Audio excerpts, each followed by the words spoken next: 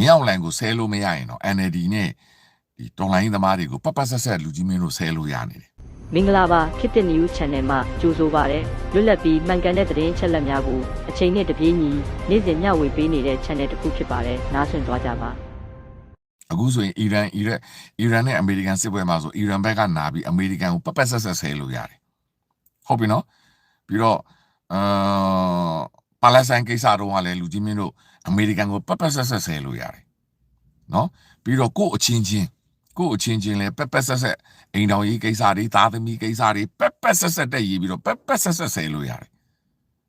ပြီးတော့နိုင်ငံရေးသမားတွေအခုတော်လှန်ရေးလုပ်နေတဲ့လူတွေကိုအကြီးအကျယ်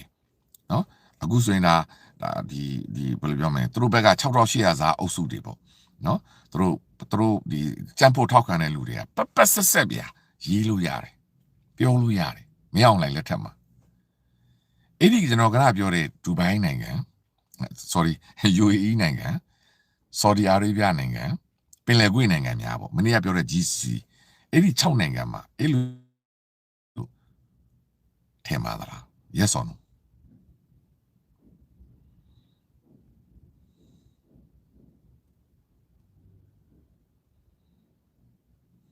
ရတယ်လို့ထင်ပါသလား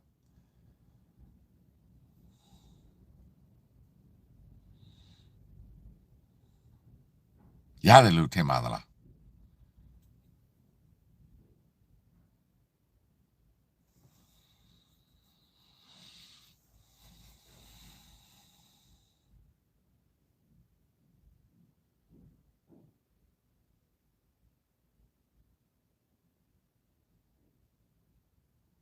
အခုမင်းအောင်နိုင်လက်ထက်မှာတော့မြန်မာနိုင်ငံသားတွေအများကြီးလွတ်လပ်နေသေးတယ်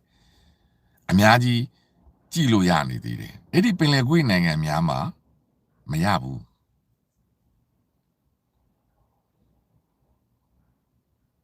သူတို့နိုင်ငံသားတွေမပြောနဲ့ကျွန်တော်တို့နိုင်ငံသားမှာနေတဲ့လူတွေတောင်သူတို့အနေနဲ့ပတ်သက်ပြီးရေးထားတဲ့ social post တွေရှိရင်တော်တော်စသူတို့နိုင်ငံကိုတတ်လေလို့သိသွားရင်နောက်ကြောင်းပြန်ရေးယူတယ်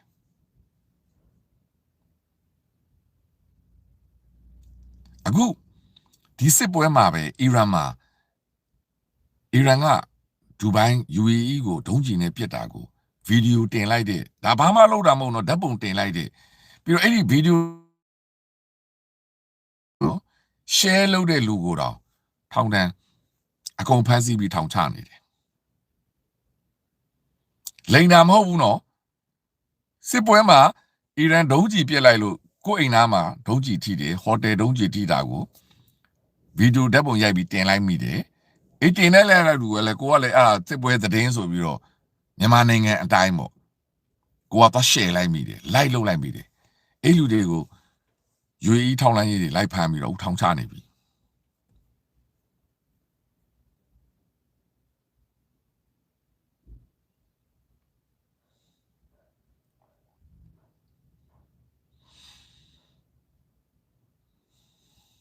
အဲ့တော့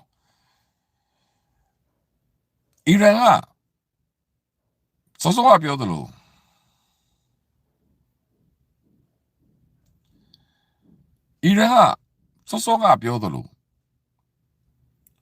အရှစ်လက်ပိုင်းနိုင်ငံတွေကိုလှုပ်တယ်အမေရိကန်ပြည်သူတွေကတော့ပြန်လဲတုတ်ပြန်မယ်လို့သူထင်တယ်နောက်တစ်ခုကအမေရိကန်အစိုးရဘက်ကကြတော့အနောက်နိုင်ငံအစိုးရများဘက်ကကြတော့ကဘာကြီးကိုပိတ်ဆို့လိုက်ရင်ကိုစိမ်းလုံးတက်ရင်သူတို့ဒုက္ခရောက်မယ်အဲ့ဒီအချက်နဲ့အီရန်ကချိန်ချောက်ထားတယ်ဒါကြောင့်အမေရိကန်ကသမရတော်တော်များများကအဲ့ဒါကိုမထိရဘူးထိလိုက်ရင်အဲ့ဒီပြဿနာကြီးရှိလို့ညှိနှိုင်းတယ်တပြိုင်နက်တည်းမှာသူကအရှေ့လက်ပိုင်းနိုင်ငံတွေကိုတနက်နဲ့ပြစ်တယ်ဒုံးကျည်နဲ့ပြစ်တယ်ရှေ့နယ်ပိုင်းနိုင်ငံတွေကရေနံချက်တဲ့နေရာတွေကိုသူအဓိကလုပ်တယ်ဟိုတယ်တွေကိုသူလုပ်ပြတယ်ပြီးတော့လေရင်ခီးစင်တွေအားလုံးအနှောက်အယှက်ဖြစ်သွားအောင်သူလုပ်တယ်လေစိတ်တွေကိုသူပြစ်တယ်ပြီးတော့ဟုံးမှုရေလက်ကြားကိုပိတ်ဆို့လိုက်တယ်အဲ့တော့ပုံမှန်အနေထားဆိုရင်တော့အရှေ့လက်ပိုင်းနိုင်ငံတွေကပြည်သူတွေကဘယ်ကျင်းနေမလဲဒါပေမဲ့အရှေ့လက်ပိုင်းနိုင်ငံတွေရဲ့အုပ်ချုပ်မှုစနစ်ဟာကျွန်တော်ပြောသလိုပါတီလည်းမရှိဘူး လွတ်တော်လည်းမရှိဘူးရွေးကောက်ပွဲလည်းမရှိဘူးပြည်သူတွေလည်း Facebook တွေမှာမြန်မာပြည်လောက်တော့မလွတ်လပ်ဘူးမြန်မာပြည်မှာကမင်းအောင်လှိုင်ကိုထောက်ခံတယ်လို့ရေးပြီးတော့မင်းအောင်လှိုင်ကိုစန့်ကျင်တဲ့တော်လိုင်းသမားတွေကိုဆဲလို့ကတော့စန့်ကျင်လို့ကတော့ကြိုက်တာရေးမင်းအောင်လှိုင်ဘက်ကမဖမ်းဘူးဟိုမှာကဘာမှမရဘူးဘာမှတင်လို့မရဘူးဒီလိုနိုင်ငံရေးနဲ့ပတ်သက်တဲ့စကားတွေလူခွေရေးနဲ့ပတ်သက်တဲ့စကားတွေဒို့ဒီမို့အနောက်နိုင်ငံများကိုအားကျတဲ့စကားတွေဘာမှလုပ်လို့မရဘူးအဲ့ဒါမျိုးတွေနဲ့ပိတ်ဆို့ထားတာဖြစ်တဲ့အတွက်အီရန်ကလုပ်ရင်လေအဲ့ဒီမှာရှိတဲ့ပြည်သူတွေဆော်ဒီပြည်သူတွေကူဝိတ်ပြည်သူတွေကာတာပြည်သူတွေ UAE ပြည်သူတွေအီရန်နဲ့ဆိုတယ်အီရန်မှာကတော့အစိုးရကဥဆောင်တဲ့ဆန္ဒပြပွဲတွေနဲ့လမ်းပေါ်မှာအလံကင်ပြီးထွက်ခိုင်းပြီးတော့စင်ပေါ်မှာတက်អော်ကြတာဒါလှုပ်သေးတယ်ဝါဒပြတ်သေးတယ်အဲ့ဒီနိုင်ငံတွေကဝါဒလည်းမပြတ်ဘူးဂုလည်းမဆိုင်ဘူးသူပြည်သူတွေလည်းအသာမထွက်အောင်သူတခါတည်းပိတ်ဆို့ထားပြီးသားအဲ့တော့ဘယ်ပြည်သူမှလည်းမကန့်ကွက်ရဘူးဘယ်ပြည်သူမှလည်းအပြစ်လည်းမပြောရဘူးအီရန်ကိုလည်းမပြောရသလိုအမေရိကန်ကိုလည်းမပြောရသလိုသူတို့အစိုးရကိုလည်းအပြစ်မပြောရဘူးဒီရက်ပိုင်းမှာဆော်ဒီအာရေဗျကိုဖျားပူးသွားတဲ့မိတ်ဆွေတွေကိုမေးကြည့်တယ်ဒါလောက်စစ်ဖြစ်နေတာအဲ့ဒီကဆော်ဒီမှာရှိတဲ့လူတွေဘာပြောလဲဘယ်သူမှမပြောရဘူးအသံလည်းမထွက်ဘူးအီရန်မကောင်းကြောင်းရောဆော်ဒီမကောင်းကြောင်းရောဘယ်သူမှဘာမှမပြောရဘူးထိုနည်းလည်းကောင်းသူတို့ရဲ့ social media post မှာလည်းဘာမှမရေးရဘူးအဲ့တော့အီရန်လောက်တာအဲ့ဒီနိုင်ငံတွေအတွက်မအောင်မြင်ဘူးပြောချင်တာကအဲ့ဒီကပြင်လယ်ကွေ့အစိုးရများဟာအီရန်အစိုးရထက်ပိုပြီးတော့သူ့ပြည်သူတွေကိုထိန်းချုပ်ထားနိုင်တယ်အဲ့ဒီအတွက်အီရန်ရဲ့ target မအောင်မြင်ဘူး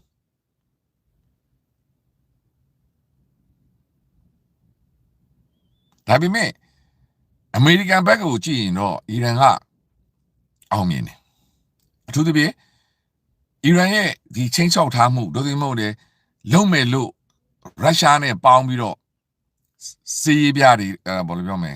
စီးလေ့ကျင့်တဲ့ဒီပင်လယ်ကွေ့ဟောမှုယူလက်ကြားကိုဘလို့ပိတ်ဆို့ရမယ်ဆိုတဲ့စီးလေ့ကျင့်မှုတွေအမေရိကန်ဝင်မတိုက်ခင်မှာကိုအီရန်ကရုရှားစစ်ရေတပ်နဲ့ပေါင်းပြီးလက်တွေလုတ်ပြထားတာကိုအနောက်နိုင်ငံများကတော့ယုံကြည်တယ်ဒါကြောင့်အနောက်နိုင်ငံများကတော့အီရန်အင်းတို့ချင်းချောက်ထားတာကိုကြောက်တယ်တို့မဟုတ်လေသတိထားတယ်ဒါကြောင့်သူတို့ပြည်တွင်းမှာဖြစ်လာမယ့်ဒီစစ်ပွဲကိုဝင်ပါလိုက်ရင်ပြည်တွင်းမှာဖြစ်လာမယ့်စီးပွားရေးအကျပ်တဲတွေပြည်အနောက်နိုင်ငံပြည်သူများရဲ့သူတို့ရဲ့အစိုးရတွေကိုမကျေနပ်မှုတွေအဲ့ဒီကနေပေါ့နိုင်ငံရေး effect တွေဖြစ်ပြီးသူတို့နိုင်ငံရေးဆုံးရှုံးမှုတွေဖြစ်မှာသိတယ်ဖြစ်တဲ့အတွက်အီရန်ရဲ့ချင်းချောက်ထားမှုအတိုင်းပဲ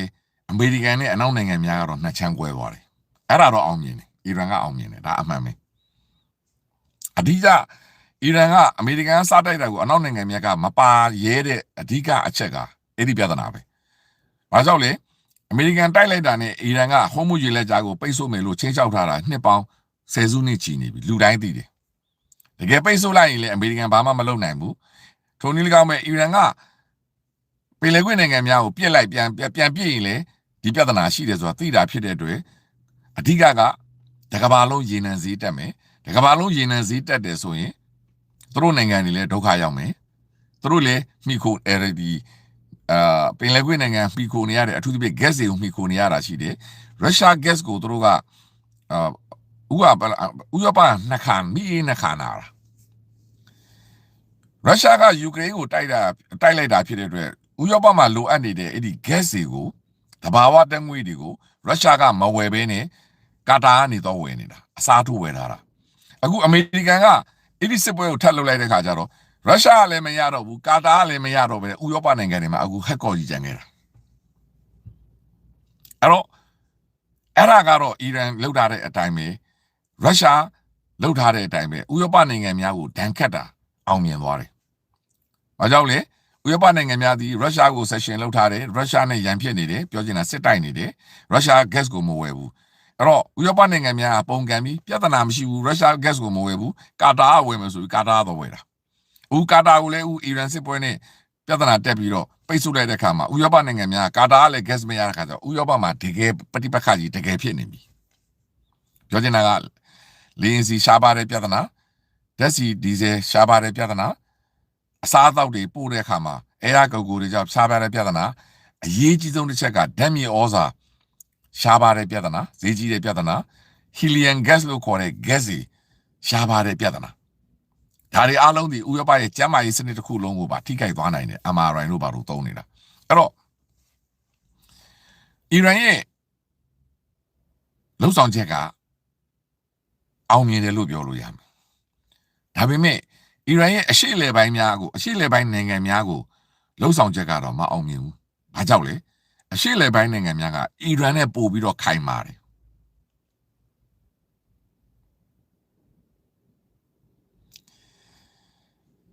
ကျွန်တော်တို့အားလုံးအမှတ်မမှားဖို့လိုတာကဒီဆယ်စုနှစ်မှာပေါ့မြန်မာနိုင်ငံသားတွေအများဆုံးအမှတ်မမှားဖို့လိုတာကဒူဘိုင်းတို့ပင်လယ်ကွေ့နိုင်ငံများပေါ့နော်ဒူဘိုင်းတို့ UAE တို့ကာတာတို့ဂျော်ဒန်တို့အိုမန်တို့မှာအလုပ်တွေတက်လုပ်ကြပြီအဲ့နိုင်ငံတွေကထိုးထိုးထောင်ထောင်တော့ပေါ့ဗျာတိုက်အဟောင်းတွေတိုက်အသစ်တွေပေါ့ဗျာအတူရောင်တွေပေါ့ဒီတက်လာပြီးတဲ့ခါမှာအဲ့နိုင်ငံကြီးကအရန်လှတာပဲအရန်တိုးတက်တာပဲအမလေးနိဗ္ဗာန်ကြီးဖြစ်သွားပြီ5 star hotel ကြီးတွေနဲ့ဖြစ်ကြပြီဆိုပြီးတော့ကျွန်တော်တို့ကအရန်ကြီးကိုအဲ့ဒီနိုင်ငံတွေကိုအထင်ကြီးခဲ့ကြတယ်အားကြခဲ့ကြတယ်ဒါပေမဲ့ကျွန်တော်တို့အိမ်မှာအားလုံးမေ့နေတဲ့တစ်ချက်ကအဲ့ဒီနိုင်ငံတွေဟာဘာနိုင်ငံရေးစနစ်မှမရှိဘူးမြန်မာပြည်တဲ့ပူဆိုးတဲ့အုပ်ချုပ်ရေးကလုံးဝတသွေးတတန်တမိတ်ပဲလုံးဝတသွေးတတန်တမိတ်ပဲမြန်မာပြည်လူလည်းမလွတ်လပ်ဘူးအဲ့ဒါဟာအခုအီရန်စစ်ပွဲမှာပိုသိတာတယ်ဘယ်သူမှအတန်မထွက်ရဘူးဦးကျွန်တော်သတိထားမိတယ်အထူးဖြင့်ဒူဘိုင်းမှာအလုပ်လုပ်နေတဲ့လူတွေရဲ့ Facebook တွေပေါ့ကျွန်တော်နဲ့မိတ်ဆွေဖြစ်ထားတဲ့လူတွေရှိတယ်ပေါ့နော်စစ်ပွဲနဲ့ပတ်သက်ပြီးသူတို့ဘာမှတင်တာကျွန်တော်မတွေ့ရဘူးပြောချင်တာကမတင်ရဘူးအခုအီရန်ကိုဆဲတာအမေရိကန်ကိုဆဲတာတို့ဒီပင်လယ်ကွေ့နိုင်ငံများကိုဆဲတဲ့လူတွေတော်တော်များများဟာမြန်မာပြည်မှာနေတဲ့သူများဒုတိမဟုတ်ဥရောပနိုင်ငံများမှာ UK မှာနေတဲ့လူနယ်သာလန်မှာနေတဲ့လူဂျာမနီမှာနေတဲ့လူဒုတိမဟုတ်အမေရိကကနေဒါမှာနေတဲ့လူအော်စတြေးလျမှာနေတဲ့လူတွေကပဲပက်ဆက်သူတို့တက်ရင်းနေကြတာအီရန်ကိုထောက်ခံတယ် We Stand with အီရန်လောက်တာတို့ပြီးတော့ကနတော့ကဘာပြောလဲဒီပင်လယ်ကွေ့နိုင်ငံများတွေကအစိုးရတွေအသုံးမကျဘူးလို့ဝေဖန်နေတော့အဲ့ဒါကအပြင်မှာရှိတဲ့လူတွေပြောရတာတကယ်တမ်းအဲ့ဒီနိုင်ငံတွေမှာတကယ်ရောက်နေတဲ့မြန်မာနွယ်ဘွားမြန်မာမွတ်စလင်တွေပေါ့တို့မှမြန်မာအလုပ်သမားတွေတယောက်မှအသာတော်မထွက်ရဘူး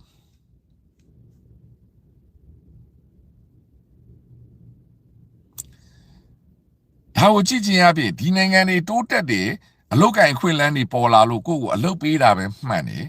ဒီနိုင်ငံတွေမှာဒီနိုင်ငံရေးစနစ်ကိုပြောတာလို့အစိုးရကိုဝေဖန်တာလို့ပြောတာလို့အခုလိုပဋိပက္ခမှာဝင်ရောက်ကွန်မန့်ပေးတာဝင်ရောက်ဆဲဆိုတာဝင်ရောက်ဆွေးနွေးတာတို့လုပ်လို့မရဘူး။ဘာကြောင့်လဲသူတို့နိုင်ငံအုပ်ချုပ်ထားတဲ့ပင်လယ်ကွေ့အစိုးရများအားလုံးဒီအဲ့ဒါကိုလက်မခံဘူး။အဲ့ဒါဖြစ်တဲ့အတွက်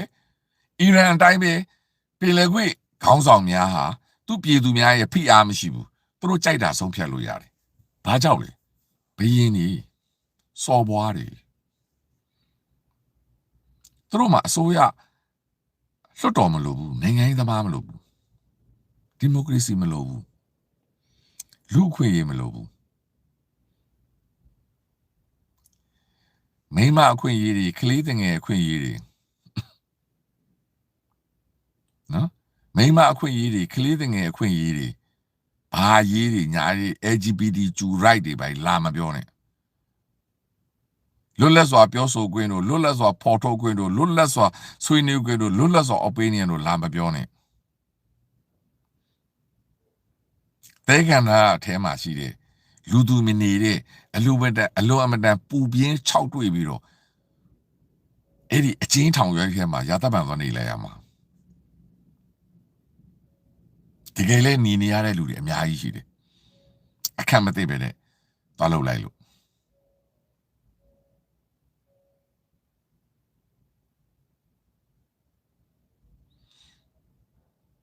ပြောချင်တာကအီရန်နဲ့ဆိုတယ်အဲ့ဒီနိုင်ငံတွေမှာအဲ့ဒီသူတို့ရဲ့အုပ်ချုပ်သူအစိုးရများကို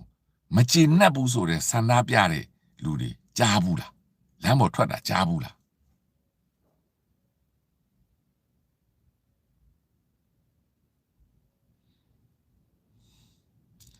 တကယ်အဲ့လူတွေထွက်လာရင်လေအီရန်နဲ့ဆိုတယ်အရေးယူမှာ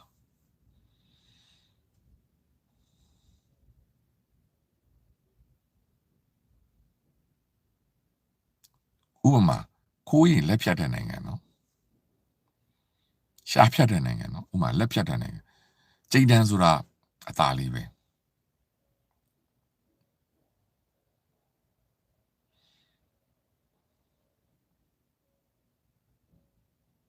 အဲ့တော့အဲ့ဒါမျိုးအစိုးရချင်းရှင်တဲ့ခါကျတော့အီရန်မအောင်မြင်ဘူးကျွန်တော်ထောက်ပြချင်တာကအီရန်မအောင်မြင်ဘူး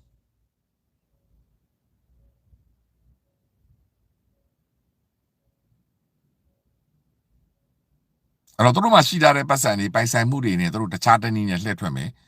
အဲ့ဒီနိုင်ငံတွေကိုဖိအားပေးလို့မရဘူးအဲ့တော့အဲ့ဒီနိုင်ငံတွေကအီရန်စကားကိုလည်းနားမထောင်ဘူးဒါကြောင့်မနေ့ကပင်လယ်ကွေ့နိုင်ငံများအစည်းအဝေးလုပ်တယ်ပင်လယ်ကွေ့ခေါင်းဆောင်များအားလုံးတက်တယ်အီရန်ကိုပဲတို့အပြစ်တင်ရှုတ်ချတယ်တို့နိုင်ငံကိုတို့ခုခံကာကွယ်ရှိတယ်ပြောတယ်တို့ရဲ့စီးပွားရေးတို့ရဲ့အချုပ်ချာအာဏာနဲ့တို့လုတ်ပိုင်ခွင့်ရှိတာကိုပဲတို့ပြောတယ်ပြီးတော့အမေရိကန်တပ်စခန်းများကိုလည်းဆက်လက်ထားမယ်လို့လည်းတို့ပြောထားတယ်ယနေ့ထိအမေရိကန်တပ်စခန်းများကိုအီရန်ဖြစ်ချင်တယ်လို့အဲ့ဒီနိုင်ငံတွေကမောင်းထုတ်ဖို့လည်းမရှိဘူးရုပ်သိမ်းခိုင်းဖို့လည်းမရှိဘူးအဲ့တော့အီရန်မအောင်မြင်ဘူးပြောချင်တာကအီရန်ရဲ့ဖိအားသည်အဲ့ဒီနိုင်ငံတွေအပေါ်မှာမတက်ရောက်ဘူးဆိုလိုချင်တာကအီရန်နဲ့အဲ့ဒီနိုင်ငံတွေနဲ့ပို့ပြီးတော့ဆက်ဆံရေးဆိုးဝါးသွားတာပဲရှိမယ်မအောင်မြင်ဘူးဒါဆိုရင်အမေရိကန်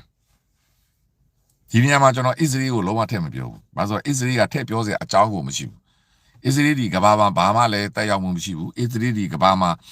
လိုက်ပြီးអော်နေတာပဲရှိတယ်။အစ္စရေးဒီကဘာနိုင်ငံရေးပင်လယ်ကွေ့နိုင်ငံရေးဘယ်နိုင်ငံရေးဘယ်ရေးခင်မှာဘယ်မှနေရာမရှိဘူး။သူအရှိလေပိုင်းမှာပဲအဲ့ဒီပါလက်ဆိုင်နဲ့ပြဿနာရှာပြီးသူကြီးပွားပြီးអော်ဟစ်နေတာ။အစ္စရေးဒီကဘာပေါ်မှာဘယ်နေရာမှနေရာမရှိဘူး။ဒါကြောင့်အစ္စရေးကိုကျွန်တော်လုံးဝထည့်မပြောဘူး။အစ္စရေးကငကိုတွေကလည်းသူများနိုင်ငံကိုလှုပ်ထားတယ်ဘာညာပါလက်ဆိုင်နဲ့ပြဿနာတက်ပြီးတော့နိုင်ငံသေးသေးလေးအမေရိကန်ကမြောက်စားထားလို့အမေရိကန်ကပေးထားတဲ့လက်နက်တွေမို့လို့အစ္စရေးကအတန်ထွက်နေတာပဲရှိတယ်